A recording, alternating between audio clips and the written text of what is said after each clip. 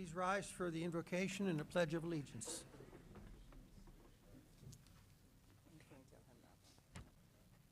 Loving Heavenly Father, we come to you at this hour asking for your blessings and help as we are gathered here.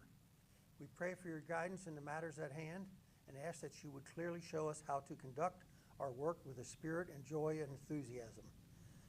Give us the desire to find ways to excel in our work. Amen. Amen. Pledge allegiance to the flag of the United States of America and to the republic for which it stands, one nation, under God, indivisible, with liberty and justice for all.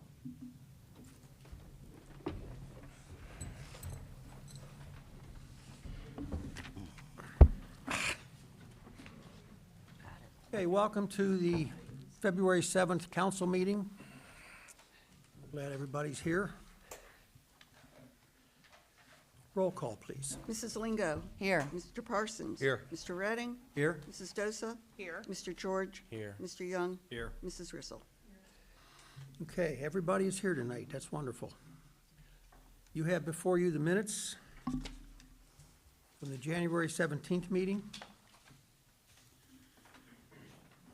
Are there any corrections, misspellings, or anything that anybody has?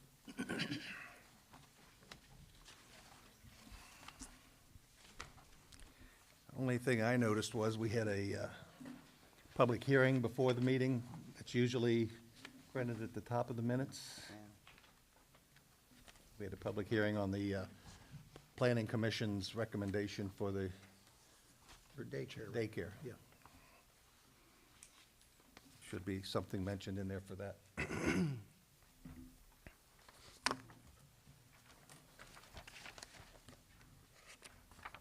Oh.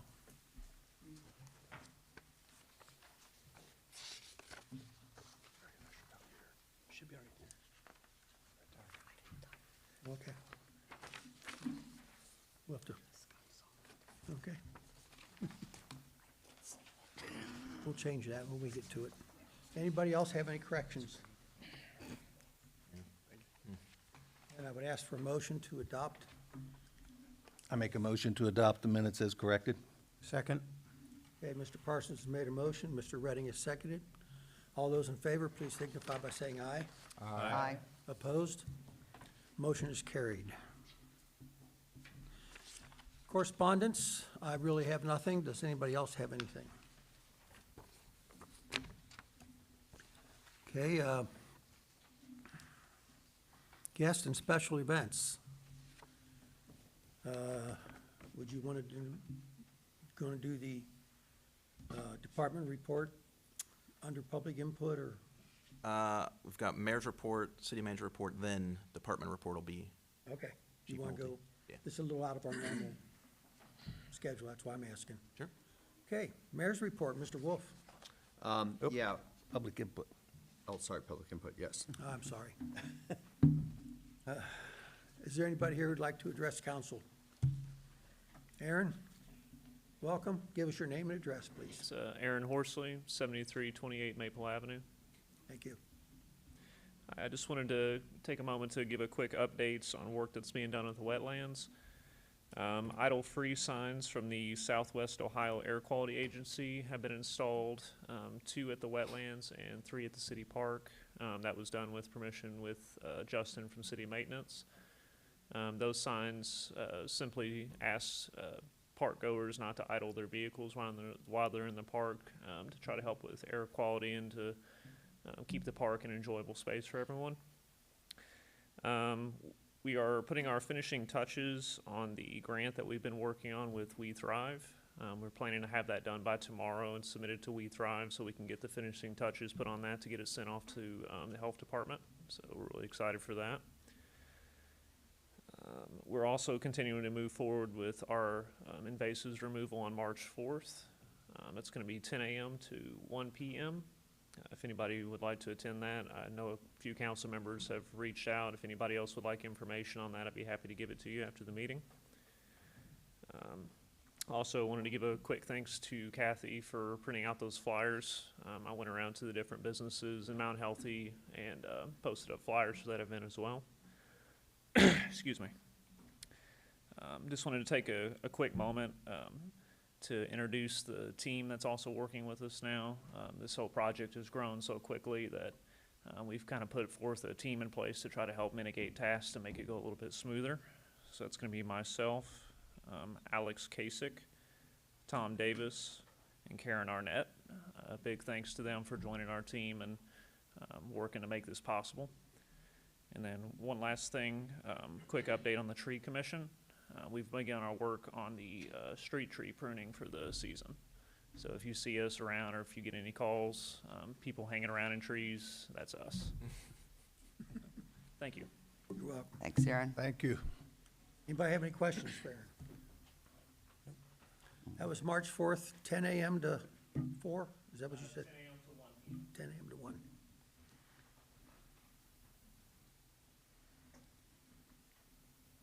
And you'll be serving lunch? Guess not. Any other guests who'd like to address council?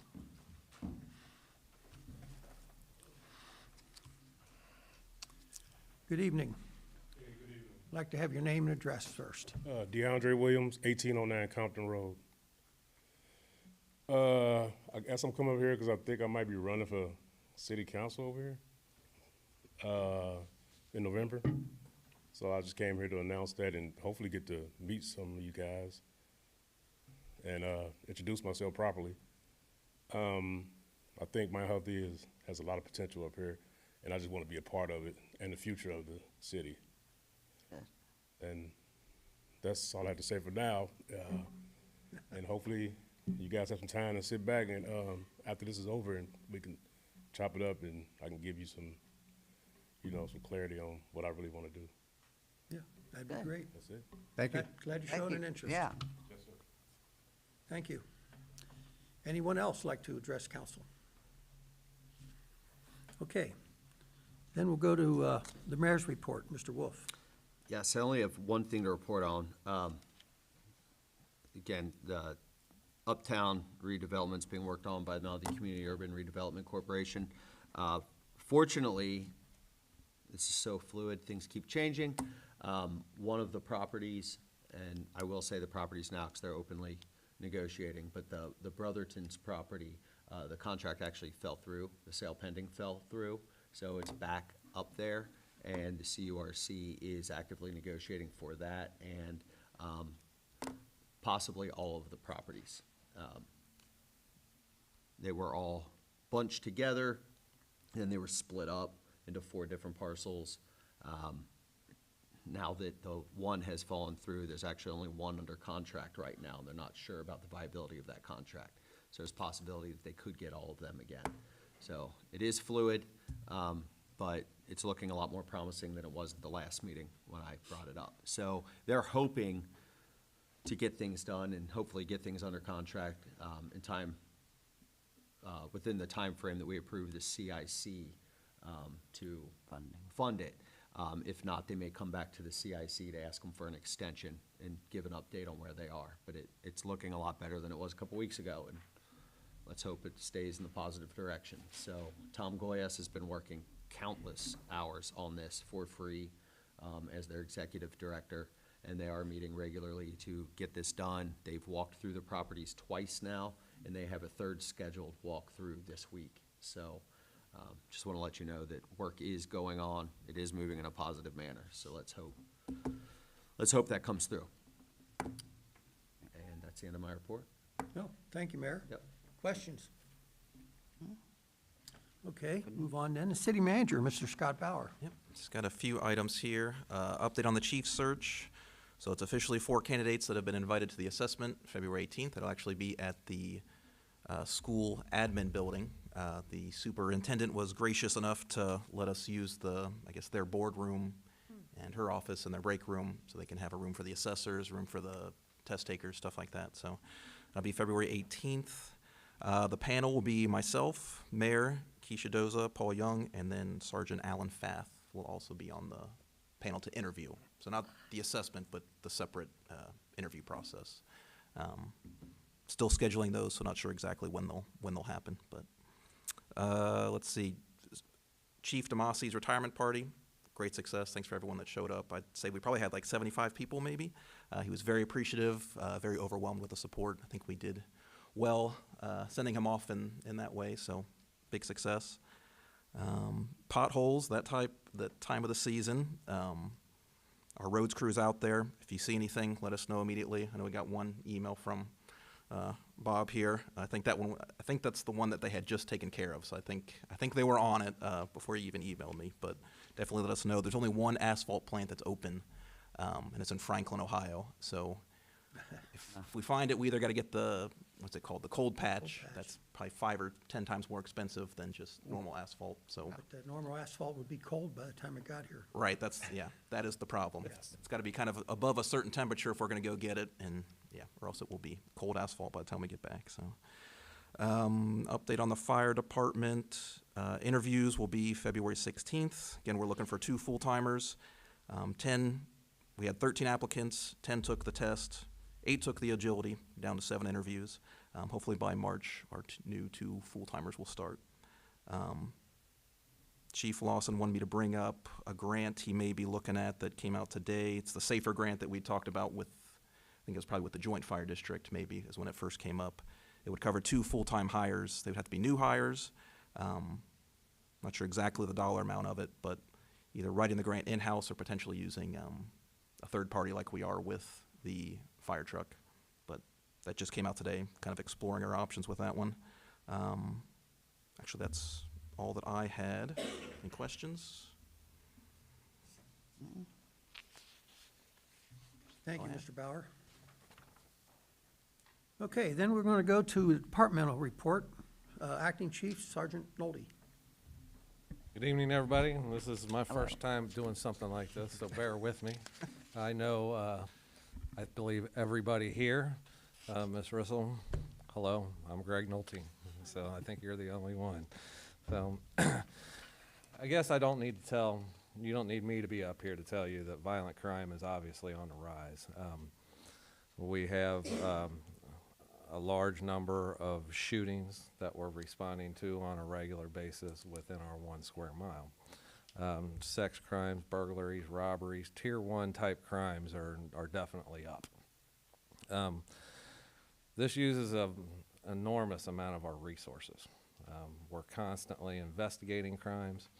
The patrolmen that we would like to have patrolling the town are investigating their own smaller type crimes like the thefts and stuff like that. They're busy investigating those while the detective is busy investigating more serious crimes. So we have been able to acquire the old ambulance from the fire department that we are converting into a crime scene unit. And that will help us incredibly with having resources on the scene, and we don't have people going back to get this and back to get that and back, making multiple trips. Everything will be in one place at one time. That's great. Extremely good asset. We do have people trained within the department, several people, for crime scene technicians. This isn't a very common thing that you'll find with small departments where they have multiple people trained in that and certified in that, and we do. So that's a good thing. Not only do we have a unit to use those resources, but we have trained personnel that will be operating that unit. Update a little bit with Clovernook. We responded to 678 calls for service in the last 12 months there. That averages 56.5 calls per month. As most of you know, we had a meeting with them back in July of 2021, outlining some of the things that we needed to see happen down there. One of the big things and the top priority thing at the time was to acquire a 24/7, 365 security company. During the COVID epidemic, that became problematic for them in finding a company that would do that and would be capable of doing that. Since then, really no progress has been made that I'm aware of. In that process, we agreed to a temporary solution of providing police officers on an off-duty detail basis to help supplement that need. that temporary basis has gone on into current time. So from 2021 till now, we're still posting that detail. The officers are not that interested, and quite frankly, the reason why they're not is because they're working shift work and they're working a lot of hours already. So extra detail just isn't something that most of them are interested in. The video camera system down there has been problematic at best. Long periods of time where vast amounts of their camera systems aren't working at all. When they are working, they're sporadic in nature. They skip large quantities of time. You could be viewing the video and all of a sudden 2 people are there and then they're gone. But it never shows them walk up or them get in their car and leave. It's just they're there 1 second, they're gone the next, just like that. They have been working on trying to get the cameras fixed, but that's an ongoing, all the time thing. We're working on it. We're trying to get it fixed. We're working on it. We're trying to get it fixed. See no real improvement in that regard. Another thing they talked about in that meeting was lighting and improving the lighting down there. I will tell you that they've completely replaced all of their incandescent style lights for LED lights. So they have improved the existing lights, but I know of no additional lighting that they have added. So the back corners, the rears of the apartment buildings, all those areas still remain black, completely dark. Sergeant, are the street lights adequate? In the parking lot areas, I'd say yes, Okay. they are. But there's other areas within the property Yeah. that those Street lights don't those get street to. lights just don't simply Okay. get to. Another thing that was talked about was adding license plate reader cameras down there. They have done that. They did install 4 LPR or license plate reader cameras that cover every inch of their property. So you cannot enter their property either from the north or to the south or back inside the 7900 block without being captured on license plate reader cameras. They also talked about lease language and strengthening their lease language in order to make it easier to take action for violations. I haven't seen anything or heard anything that leads me to believe that that has taken place. There's one particular unit, 7909. We've been working with that. I worked with her for 2 hours on that, gave her about 2 inches worth of paperwork on that one unit in and of itself. And she kind of questioned whether or not that would be enough or not. So, assigned parking spots, those were talked about. I've heard nothing. There was even an email that came back that said the implementation process of that was underway. Still have heard nothing about that actually coming to fruition. Consistent management. I just found out today that Mr. Rother, Ryan Rother, who was in that meeting with everybody in July, is still the regional manager. We did lose kind of contact with him. We've been dealing more with Terry Naird, who's been the active on-site manager down there throughout this process. I can tell you that she's really good. She really wants to do well down there. She works with us on a constant basis, and there's never been an issue in working with Terry. That's the update on Clover Nook. One of the things that we always touch base on with the council reports every month is the liquor establishments. I can tell you that in the last 12 months, we've responded to 25 calls for service at just one more. In the last 3 months, only 4. At Vince's other place, we responded to 12 calls in 12 months, and in the last 3 months, 3. The stadium, we've responded to 47 calls for service at that particular location. In the last 3 months, 4 calls for service. Game Time, formerly known as Game Time, they've changed their name. They've kind of transitioned their business plan to more of a restaurant style stuff. They still are open at night, but they do not have the crowds that we had seen in the past.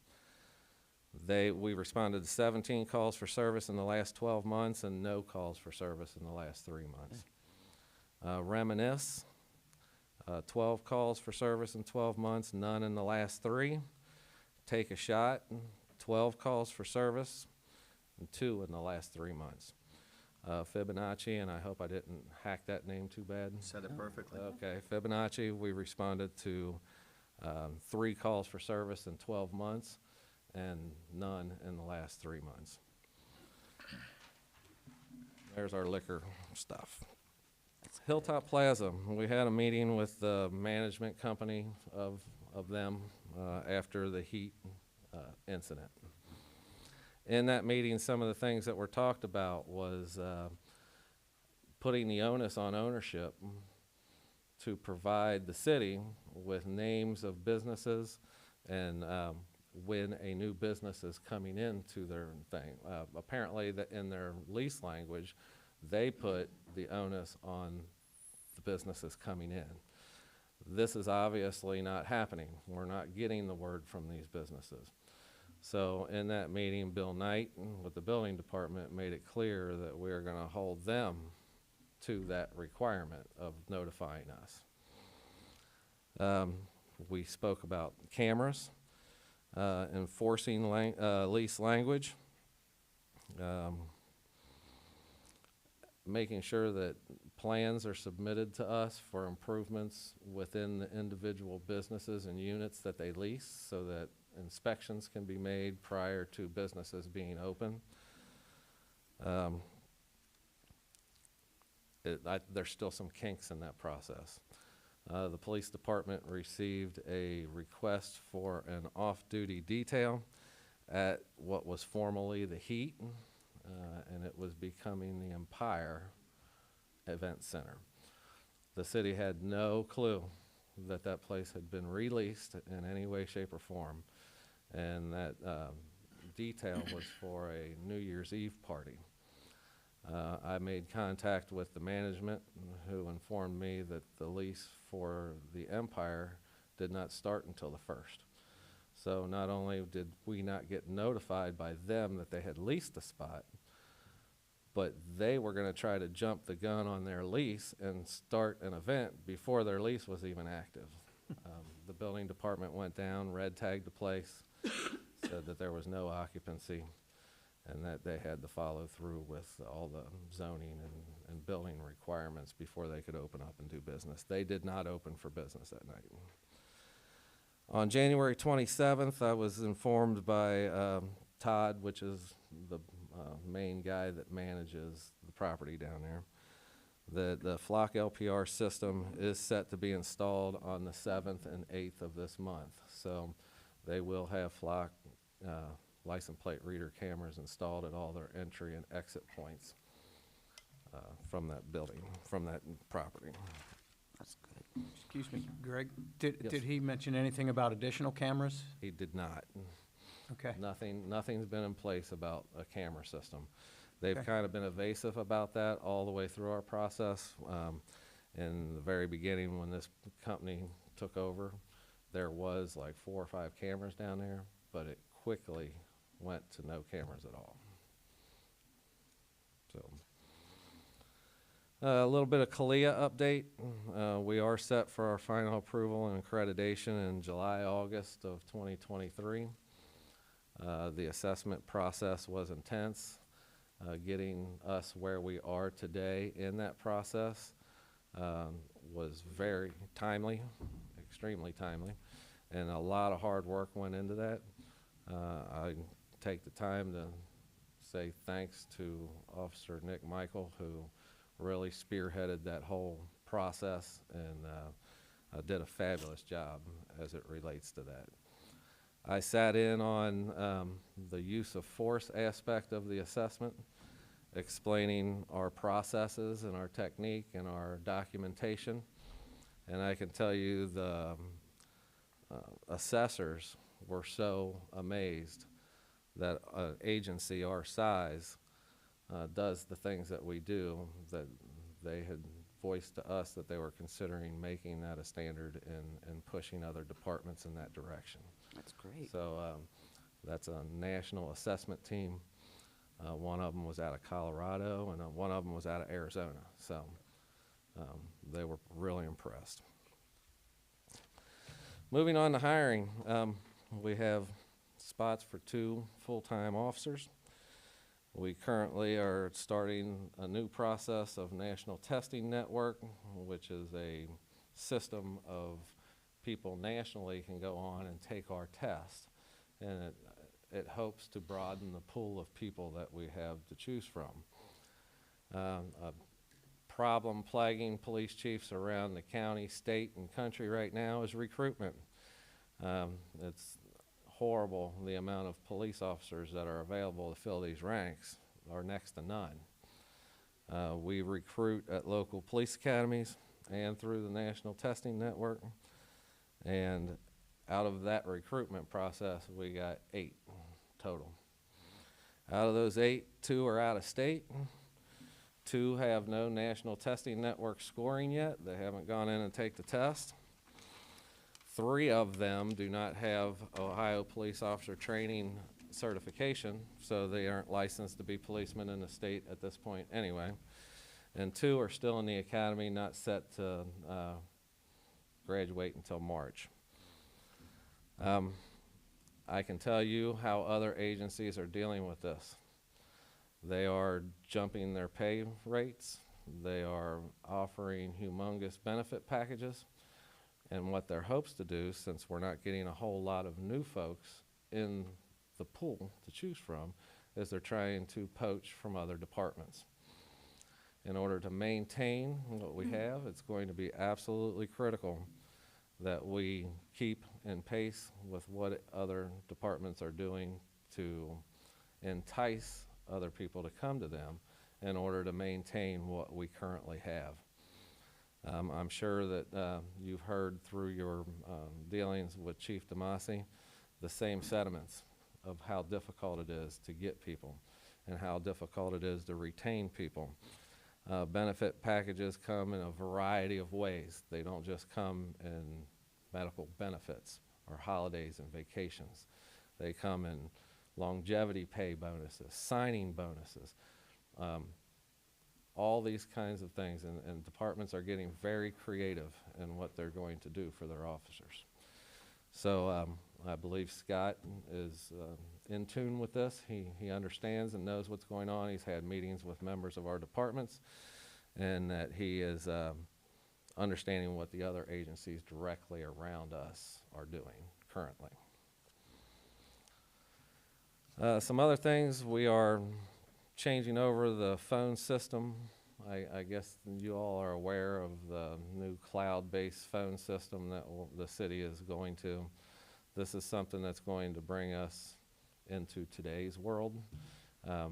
I can't tell you a police department that you can call in this county that, you know, bigger departments and you know, maybe not your Laughlin's of the world, I don't know, maybe they do, but most departments have recorded phone lines. When you call in, you're being recorded from the get-go.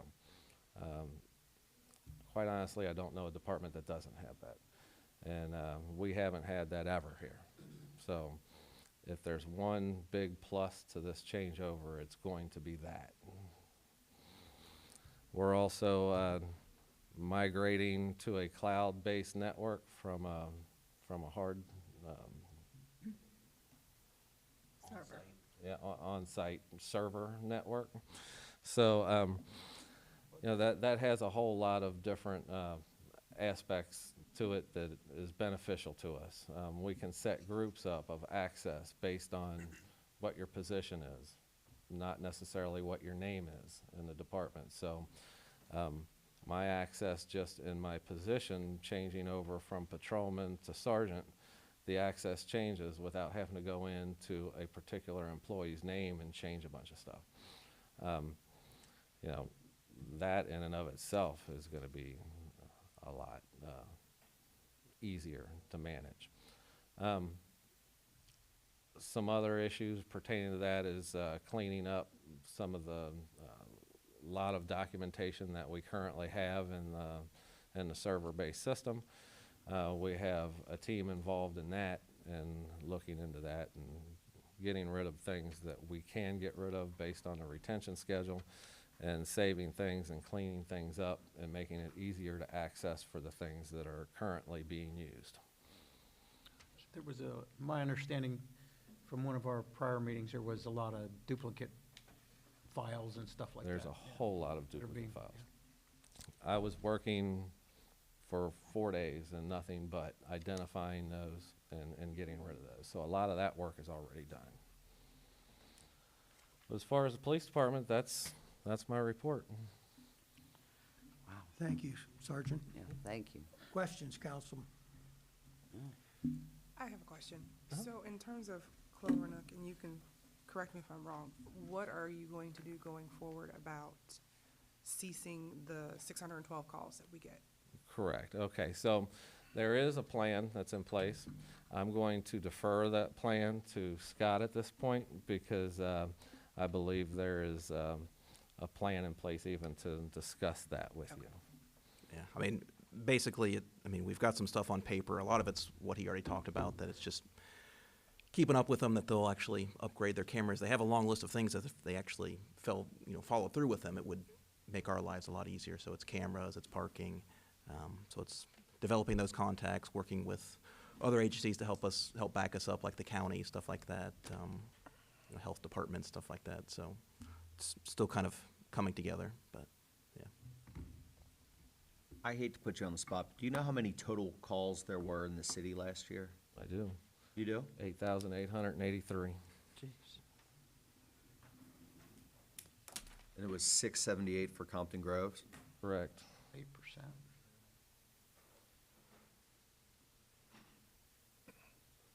Sergeant So Nolte, just are we in keeping? context, there are 2,940 households in Mount Healthy.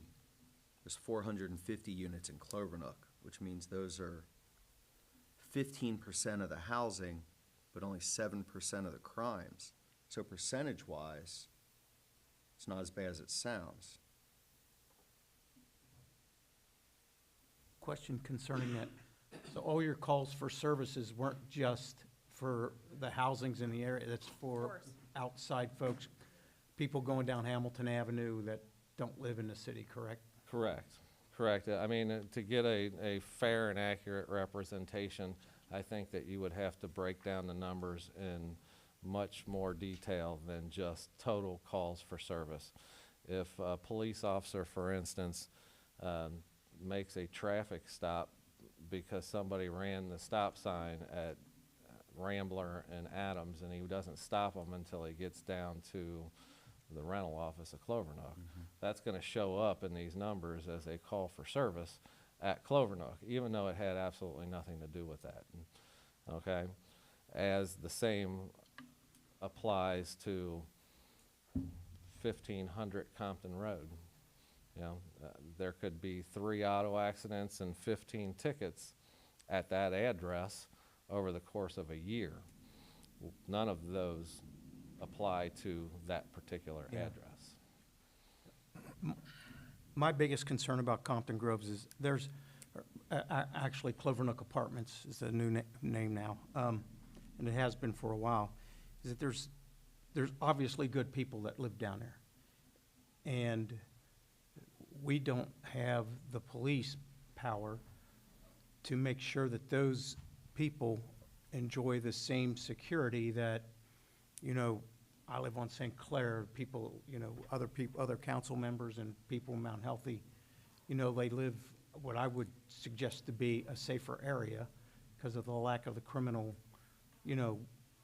activity versus what's on Clovernook. So we have to put a lot of this on the onus of the owners and management to help us get that cleaned up so those people enjoy the same kind of safety and security, down at Compton or Clovernook Apartments that everybody else does. So, basically you're getting 1.5 calls per unit about every year. you know, and I'm saying, so there's a lot of people down there making calls on quite a few bad folks that live down there, so.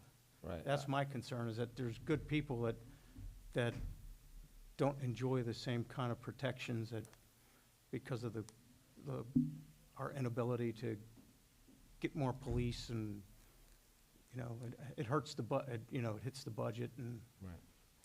I am in agreement with you in that they share the onus, the management and the ownership. There are things that we can do as well, and we plan on presenting that to you here in the short term. Any other questions for Sergeant Nolte? Are you keeping up the numbers for traffic violations? We are. We can research that to find exactly what those are. I'm not prepared to deliver them to you here tonight, but our system will do that. I noticed over the last 6 months, they were higher than the prior couple of years on a monthly basis. Yes, But, and you know, and then they're starting to trend down a little bit again. correct.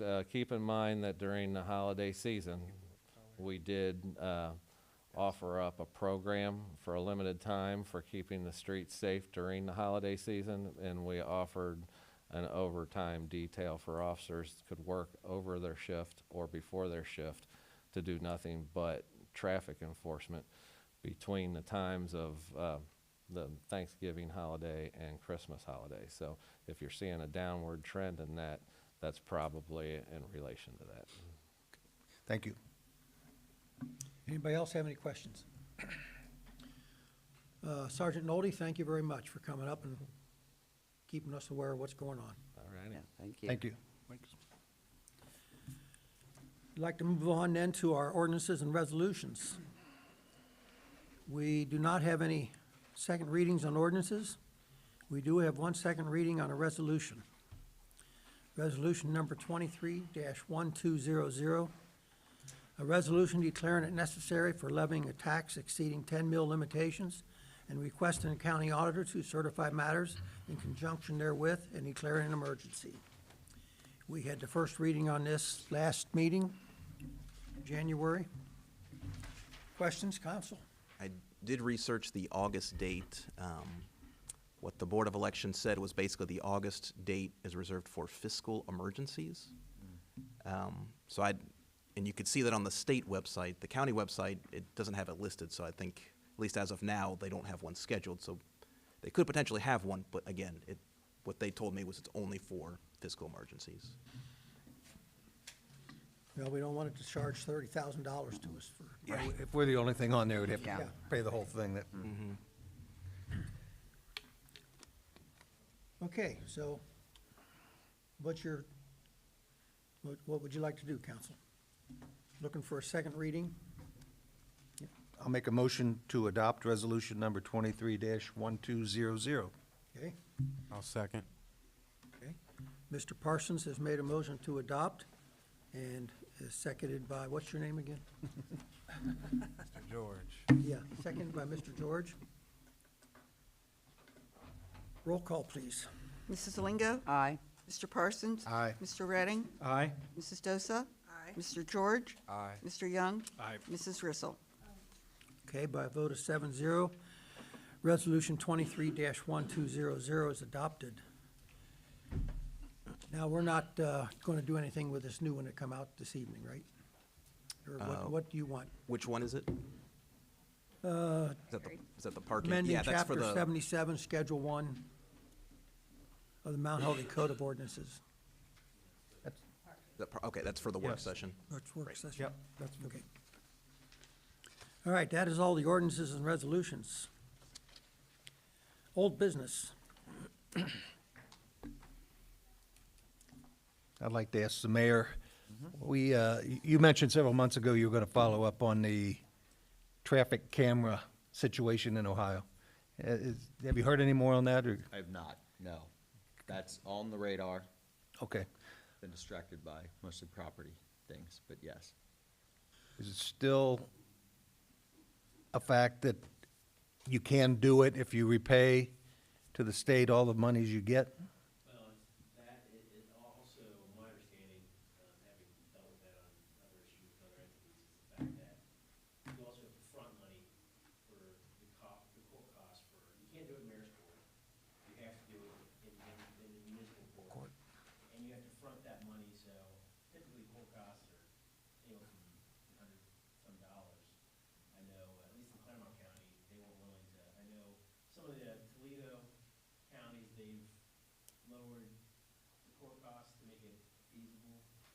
warrant needs to do it, but that was not Cumberland County Municipal was inclined to do, and I would be shocked if Cumberland County would be inclined to do that as well.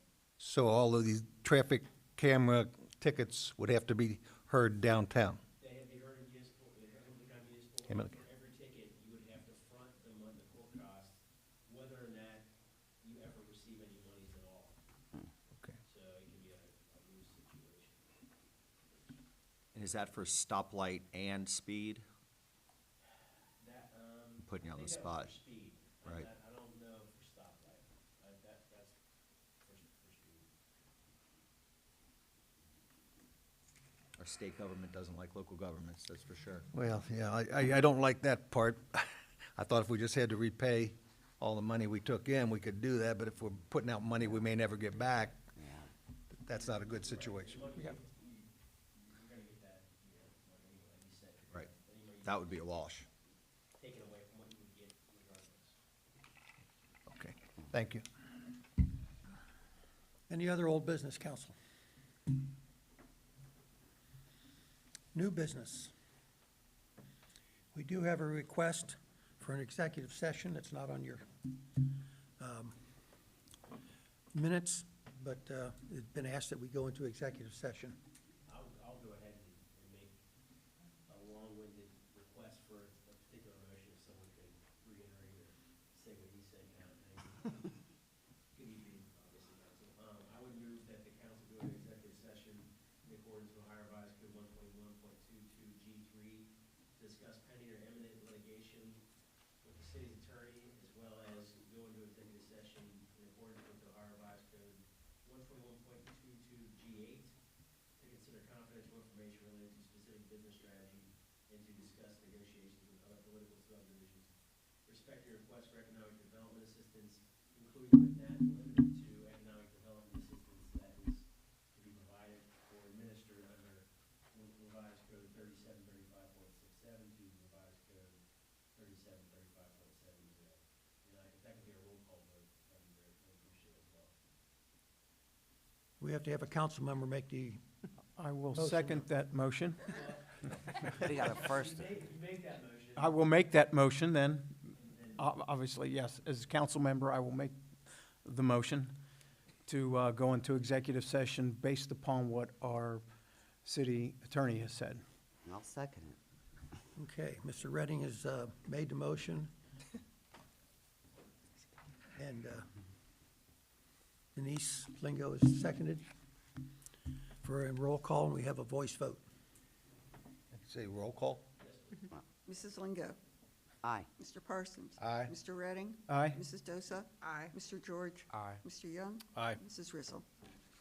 Okay. And I also request that we invite, obviously, administration as well. Before we go into executive session, I want to make sure everybody understands we will be back out, but we will close the meeting and then go into work sessions, which we have also after this meeting. So, those in attendance, if you want to stay, you're welcome to. There won't be no more council meeting after this. So at this point, meeting is adjourned.